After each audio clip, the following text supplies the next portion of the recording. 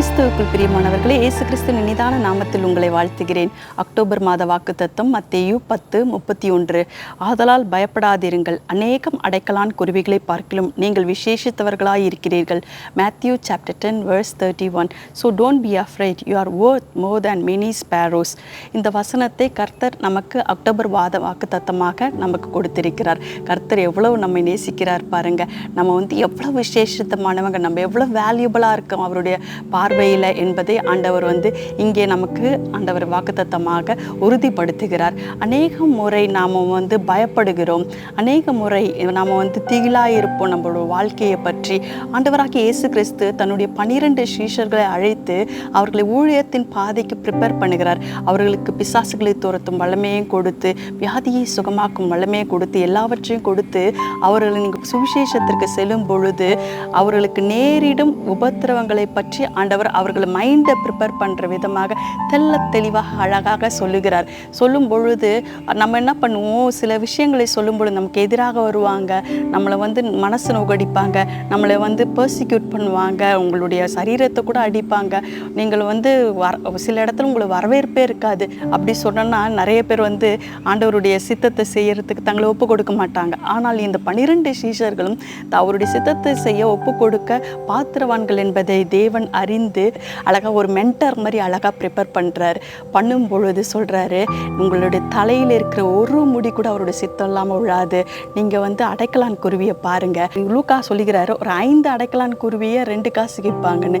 அதே நேரத்தில் மத்தேயு சொல்லுகிறார் 2 அடைக்கலான் குருவிகளை 1 காசு விற்பாங்க. அவ்வளோதான் அதோடைய வேல்யூ. ஆனால் அந்த அடைக்கலான் குருவியையும் ஆண்டவர் போஷித்து அதற்கு உயிர் கொடுத்து அதை வாழ வைத்து ஆண்டவருடைய சித்தெல்லாம் ஒரு அடைக்கலான் குருவி கூட கீழே விழாமல் அதை பாதுகாத்து கர்த்தர் நடத்துகிறார் என்றால், நீங்களும் நானும் அவரால் உருவாக்கப்பட்டவர்கள் அல்லவா, அவரால் விலைக்கிரயமாக கொல்லப்பட்டவர்கள் அல்லவா. அப்போ நம்ம எவ்வளோ அளவுக்கு அதிகமாக நேசிப்பார், அளவுக்கு அதிகமாக பாதுகாப்பார் என்பதை நாம் உணர்ந்து கொள்ள வேண்டும் என்பதுதான் இந்த வசனத்தின் சாராம்சம். இதில் முதலில் பயப்படாதே என்று சொல்கிறார். ஏனென்றால் மனுஷருக்கு பயப்படுகிற பயம் கண்ணியை வருவிக்கும், மனுஷருக்கு பயப்படவே கூடாது அப்படின்றதுல ஆண்டவர் உறுதியாக இருக்கிறாரு.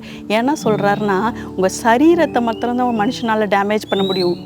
என்ன சொல்கிறது, அந்த எக்ஸ்ட்ரீம் அந்த மனுஷனுக்கு பயப்படாதீங்க. ஆனால் தேவனாகிய கர்த்தர் உங்கள் சரீரத்தையும் உங்களுடைய ஆத்துமாவுக்கும் உத்தரவாதம் உள்ளவர். அவரால் அதை அழித்து நரகத்திலேயே போட முடியும். அதனால் அவருக்கு மாத்திரம் பயப்படுங்க, அவருக்கு தான் எல்லா பவர் இருக்குது அப்படின்னு சொல்லிட்டு ஆண்டவராக இயேசு கிறிஸ்து அந்த சீஷர்களோட மைண்டை ப்ரிப்பேர் பண்ணிக்கிறார். இன்றைக்கு நமக்கும் அதை தான் சொல்லுகிறார். நம்ம எந்த விஷயத்துக்கும், இந்த உலக காரியங்களுக்கும், இந்த உலக போராட்டங்களுக்கும், வியாதிகளுக்கும், எதிர்காலத்திற்கும் நாம் ஒவ்வொருவரும் பயப்படக்கூடாது.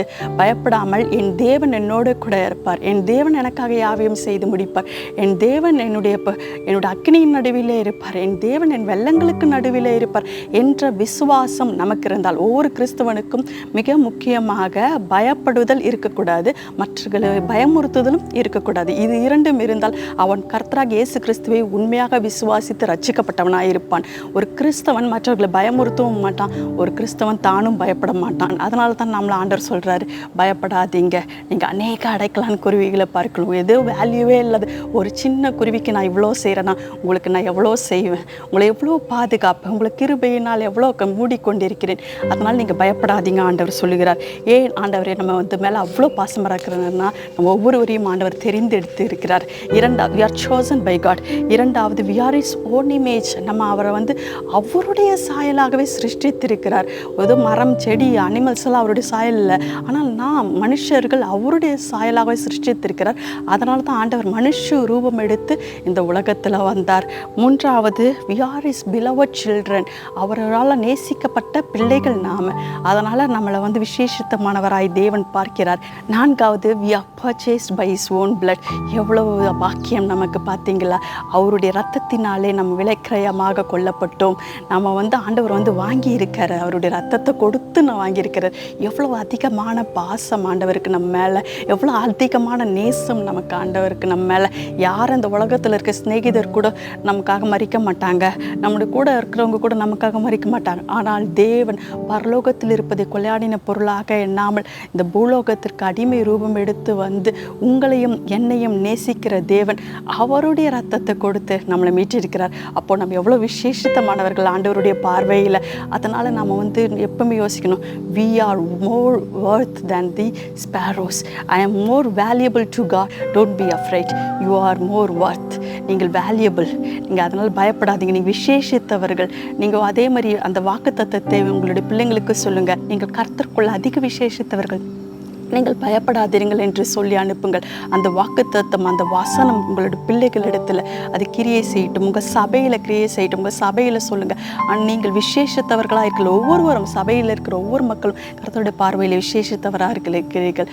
அதனால தான் கர்த்தர் நம்மை நேசிக்கிறார், இந்த வாக்குத்தத்தத்தை நமக்கு கொடுத்திருக்கிறார். மறுபடியும் சொல்லுவோமா? மத்தேயு 10:31, ஆதலால் பயப்படாதிருங்கள், அநேகம் அடைக்கலான் குருவிகளை பார்க்கிலும் நீங்கள் விசேஷித்தவர்களாக இருக்கிறீர்கள். நீங்கள் ஒவ்வொருவரும் கிறிஸ்துவுக்குள் விசேஷித்தவர்களாக இருக்கிறீர்கள்.